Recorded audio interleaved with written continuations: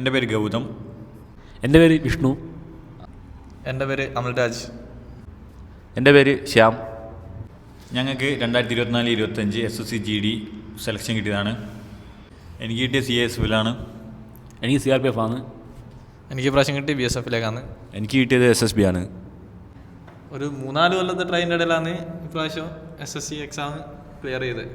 അവർ പറഞ്ഞോട്ട് തന്നെ ഞാനും 4-5 കൊല്ലമായി. ഇപ്പോൾ ഇപ്രാവശ്യം കിട്ടിയത്. കഴിഞ്ഞ കൊല്ലം പോയി, കൊല്ലം കിട്ടി. ഞാനെന്ന് വെച്ചാൽ ഒരു 5-6 നോക്കിക്ക്, പക്ഷേ കുറേ കഷ്ടപ്പെട്ടിക്ക് നിർത്തി പോകാനുള്ള ചാൻസ് കുറേ വന്നിനും. എന്നിട്ട് പിടിച്ചെന്നാണ് ലാസ്റ്റ് ഈ എക്സാം കിട്ടി. ഭയങ്കര സന്തോഷമുണ്ട്. ഞാൻ ഡിഗ്രി കഴിഞ്ഞ് എന്തിന് പോകണമെന്നുള്ള കൺഫ്യൂഷനിലായി നിൽക്കുന്നവരാണ്. SSC GD എക്സാം ഞാൻ ഫസ്റ്റ് ചെയ്യുന്നത്. അപ്പോൾ എനിക്ക് തോന്നി എക്സാം കുഴപ്പമില്ല, എക്സാം ഒന്ന് ജസ്റ്റ് പ്രിപ്പയർ ചെയ്താൽ കിട്ടും. അങ്ങനെ പിന്നെ ആ എക്സാം എഴുതി, പക്ഷേ ജസ്റ്റിന് പോയി. അന്നേരം എനിക്ക് മനസ്സിലായ സംഭവം.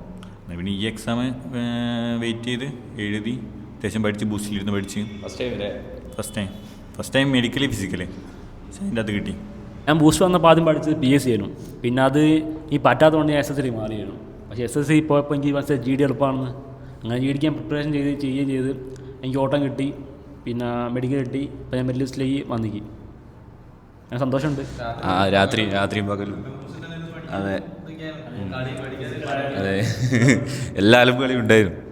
ബൂസ്റ്റിലെ മോക്കും ലാബിൽ നിന്ന് അത്യാവശ്യം മോക്ക് ചെയ്തിരിക്കും. തോന്നി അങ്ങനെ അങ്ങ് റെഡിയായി അല്ലേ. ഇതിൻ്റെ ഇതുവരെയുള്ള എക്സാം ഒന്നും വലിയ കുഴപ്പമില്ല. നമുക്കൊരു ഏവറേജ് 80 മാർക്ക് ഉണ്ടെങ്കിൽ കിട്ടേണ്ടതാണ്. പിന്നെ ഇപ്രാവശ്യം 63 കട്ട് ഓഫ് വന്ന OBC.